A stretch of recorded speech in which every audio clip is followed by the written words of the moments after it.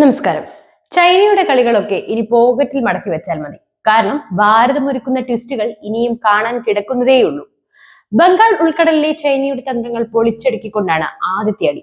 പക്ഷേ ഒരേ ഒരു പ്രശ്നം മാത്രമേ ഉള്ളൂ. എന്താണെന്നല്ലേ? അത് രാജ്യത്തിനകത്ത് തന്നെയാണ്. കോൺഗ്രസ് തന്നെ, മറ്റാരാണ്? സ്വന്തം രാജ്യത്തിന്റെ സുരക്ഷയ്ക്ക് പ്രാധാന്യം നൽകാതെ അവിടെ രാഷ്ട്രീയം കുത്തിത്തിരുകി പക കൊണ്ട് നടക്കുകയാണവർ. സംഭവം വിശദീകരിക്കാം. ആൻഡമാൻ നിക്കോബാർ ദ്വീപ് സമൂഹത്തിന്റെ ഭാഗമായ നിക്കോബാർ ദ്വീപിനെ നാവിക ശക്തി കേന്ദ്രമാക്കാൻ ഇന്ത്യ ഒരുങ്ങുന്നു.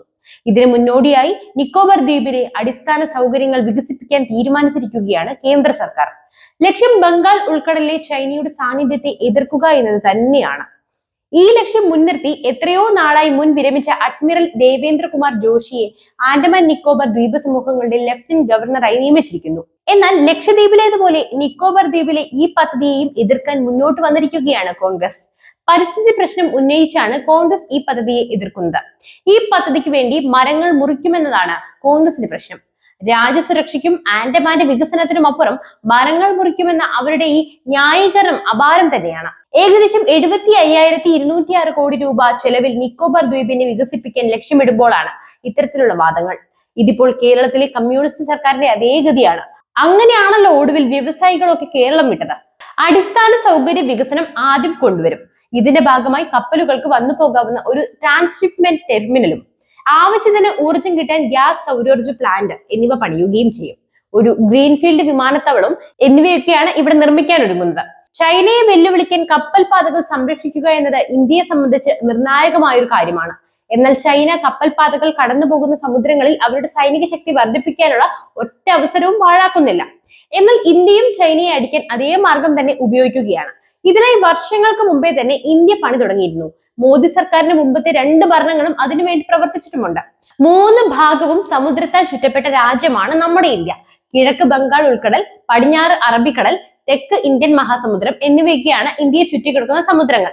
ഈ സമുദ്രങ്ങളിലെല്ലാം തങ്ങളുടേതായ കരുത്ത് ശക്തിപ്പെടുത്താനുള്ള ശ്രമത്തിലാണ് നമ്മുടെ രാജ്യം. അതിലേറെക്കുറെ സാധിക്കുകയും ചെയ്തിട്ടുണ്ട്. ഇപ്പോൾ നിക്കോബാർ ദ്വീപിൽ ജനസംഖ്യ തീരെ കുറവാണ്. നിക്കോബാർ ദ്വീപിൽ നിലവിൽ 6 ലക്ഷം പേർക്ക് താമസിക്കാനുള്ള സംവിധാനങ്ങളും ഉണ്ടാകും. പ്രധാന ഷിപ്പിംഗ് ഗതാഗത റൂട്ടുകളെ ബന്ധിപ്പിക്കാവുന്ന തന്ത്രപ്രധാന സ്ഥലമാണ് നിക്കോബാർ ദ്വീപ്. സിംഗപ്പൂർ, മലേഷ്യ, ശ്രീലങ്ക എന്നിവിടങ്ങളിൽ തുറമുഖങ്ങളുമായി അടുത്ത് കിടക്കുന്ന സ്ഥലമാണ് ഈ നിക്കോബാർ. ധാരാളം തൊഴിൽ വരുമാന സാധ്യതകളും നിക്കോബാർ ദ്വീപിനുണ്ട്. അതുപോലെ തന്നെ ചരക്ക് കപ്പലുകൾ കടന്നു പോകുന്ന മലാക്ക, സുൻഡ, ലൊംബോക്ക് എന്നീ 3 കടലിടുക്കുകൾ നിക്കോബാറിനടുത്തായിട്ടുണ്ട്. ചൈനയുടെ കപ്പലുകൾ ഈ കടലിടുക്കിലൂടെ കടന്നു പോവുകയാണ്. നിക്കോബാറിനെ ഇന്ത്യ ശക്തി കേന്ദ്രമാക്കുന്നത് ചൈനയെ ദുർബലപ്പെടുത്തുകയും ചെയ്യും. നിക്കോബാറിനെ ഉപയോഗിച്ച് ചൈനയ്ക്ക് ഭീഷണി ഉയർത്താൻ ഇന്ത്യക്ക് സാധിക്കുകയും ചെയ്യും.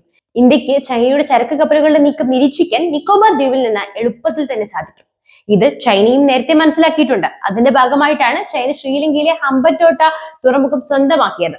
മ്യാൻമറിലെ കോക്കോ ദ്വീപിൽ മറ്റൊരു തുറമുഖത്തിലും ചൈനയ്ക്ക് കണ്ണുണ്ട്. ആൻഡമാൻ നിക്കോബാർ ദ്വീപ് സമൂഹത്തിൽ നിന്നും 55 കിലോമീറ്റർ മാത്രം അകലെയാണ് കോക്കോ ദ്വീപ് സ്ഥിതി ചെയ്യുന്നത്. മ്യാൻമറിലെ കോക്കോ ദ്വീപിൽ ഒരു സൈനിക കേന്ദ്രം സ്ഥാപിക്കാനാണ് ചൈന ശ്രമിച്ചുകൊണ്ടിരിക്കുന്നത്.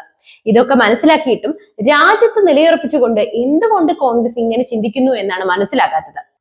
അടിയന്തരാവസ്ഥ പ്രഖ്യാപിച്ച് ജനദ്രോഹ നടപടികൾ ചെയ്ത് ശീലിച്ചവരല്ലേ ഇങ്ങനെയൊക്കെ തന്നെ ഉണ്ടാകൂ.